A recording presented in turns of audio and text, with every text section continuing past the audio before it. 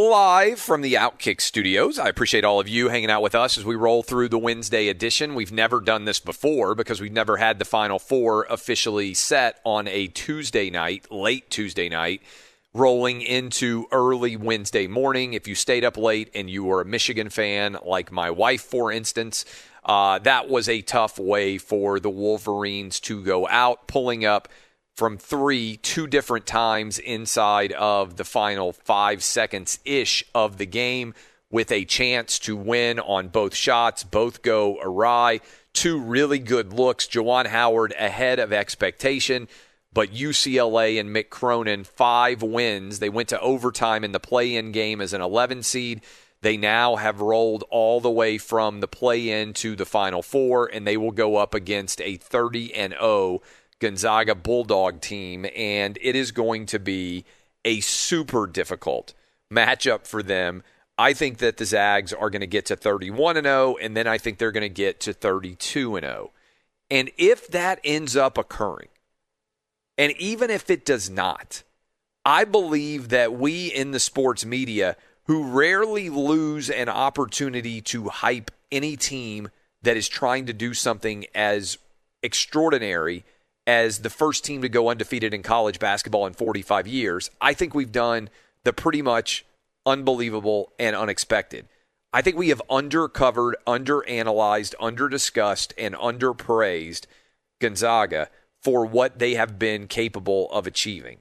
The fact that they are sitting right now at 30-0 with 29 wins by double digits, all of their NCAA tournament wins, all 4 of them, have been basically complete laughers. And we are talking now about them being a massive favorite to advance to the title game in the NCAA tournament and potentially be playing to go undefeated at 32-0, something that we have not seen in 45 years. And they have opened as a 13.5-point favorite over UCLA, which is one of the biggest lines that we have seen in the Final Four in a long time. Baylor, by the way, a 5-point favorite over Houston in those 2 games that will be played on Saturday. And then on Monday, we will have the national championship game. 5 days from now, basically, we will have completed the college basketball season successfully. And the NCAA needs a successful completion of both the women's and the men's tournament because they have been under siege of late in a way that I never remember them being under siege ever before in my life. But I do think that there is a lot to unpack about why the Zags have been disrespected like they have. And I was sitting around a lot as I watched the game against USC and thought about it during the course of the NCAA tournament run. And to me, there are several different angles that you can hit that could possibly explain why the Zags are so disrespected in terms of not receiving the same amount of attention as you would ordinarily anticipate in the college basketball universe. And the first reason that I think a lot of people have not paid attention is this is an element of East Coast bias, okay? A lot of times people want to talk about what East Coast bias is. To me, in terms of the world of sports, East Coast bias basically means people are tired on the East Coast and they go to bed before your games are over. Meaning when shows like mine come on, a lot of us have not been able to watch Gonzaga play a lot of basketball games because their games don't end until around midnight on the East Coast. And even the games that they are playing are not typically top 25 contests once the West Coast Conference schedule actually gets underway. And there isn't really an easy way to grab a hold of much of the college basketball season. Number one, I'm going to give you like 3 reasons why I think it's been underplayed. Number one, I think it is because where the Zags are located and the fact that they always play on the West Coast once we get into January and February and March before the NCAA tournament. And a lot of people are not able to stay up late and watch those games on the East Coast. Crazy stat for you. 70% of the population lives in the East Coast time zone or in the Central time zone. So for those of you who are in the Mountain or the Pacific time zones, nearly 3 in every 4 people in the United States are in the 2 time zones on the eastern side of the country, all right? So that's one, is just their games end far too late. 2, and I think this is fairly significant, is college basketball every year, the regular season matters less. And I feel like people, especially when the NFL now adding a 17th game and now dragging their season on out all the way until President's Day, I feel like a big part of the NFL overall discussion is going to end up collapsing the conversations that surround college basketball. And so, given the fact that the Zags play late and given the fact that college basketball season is competing to such an extent with the college football playoff now in football, and certainly with the NFL and expanded NFL playoffs now, there's just less oxygen to be grabbed by anybody in college basketball. And number 3, I would say there's no transcendent, unbelievable, spectacularly famous player on the Zags. Let me give you an example.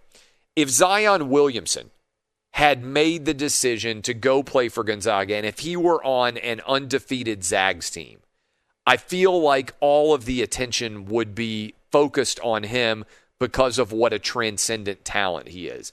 There are a lot of really talented players on this Zags basketball team. A lot of dudes who I think are going to have NBA careers, and even some effervescent personalities that, to me, the Drew Timme guy, I mean, he is putting on a show throughout the course of the game. And he had a phenomenal game against SC. Went for 23 points, 5 rebounds, 4 assists. Really well-distributed talent. Kispert, great outside shooter usually, although he only shot 30%, 3 for 10 on Tuesday night. Suggs, who's going to be a great point guard, I think everywhere, nearly had a triple-double, 18, 10, and 8. Look, there are a lot of guys that are worth paying attention to on this Zags basketball team, but they don't have that player who provokes so much attention because he is Zion Williamson-like.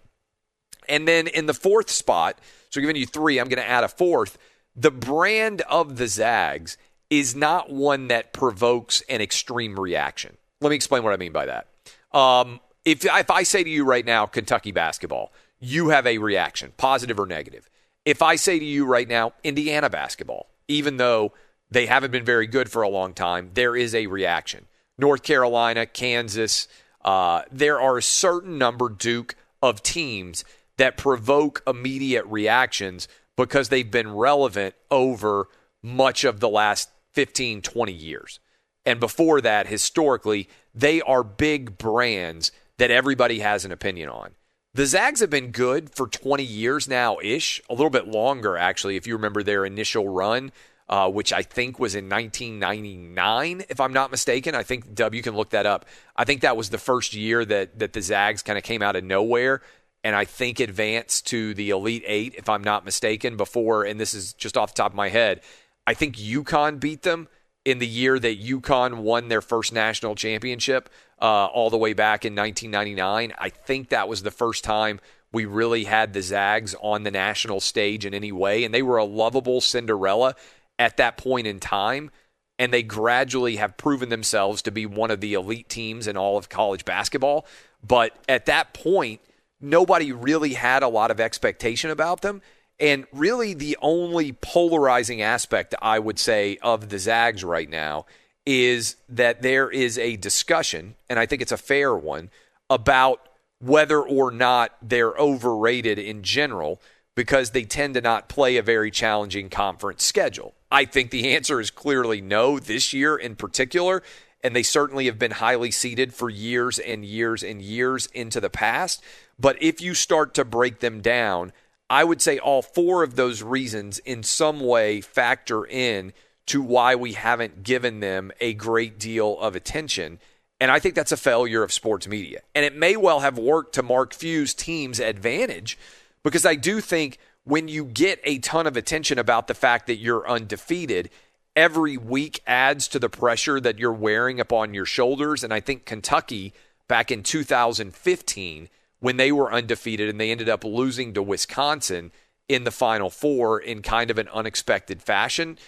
I think that wore on Kentucky because it was an obsession with the fact that they hadn't lost a game. And even last year, if you remember in the NFL, the Pittsburgh Steelers are 11-0. What exactly is going to end up happening with them? All of those kind of weighed, I really do believe, on the shoulders of the team. And I feel like Gonzaga, in many ways, has skated through all of these games and all of this season to get to the point where they're 30-0. And I think there are a lot of people out there who are extremely casual college basketball fans that tune in and watch the Final Four that will sit back and say, wow, I didn't know that this team was historically as dominant as they are. But if you question how much of a storyline they are, all you need to think about is this. They were 29-0, playing to go to 30-0 against a team that is a major brand, even if it's usually football, in USC, and they weren't the primetime game. They put Gonzaga in a game against USC, two West Coast teams, on earlier than UCLA, who was an 11 seed, going up against Michigan, who was a 1 seed. And that is pretty wild to think about, because to me it goes to the very essence of the Zags being fundamentally disrespected in terms of how all of us have talked about them going forward.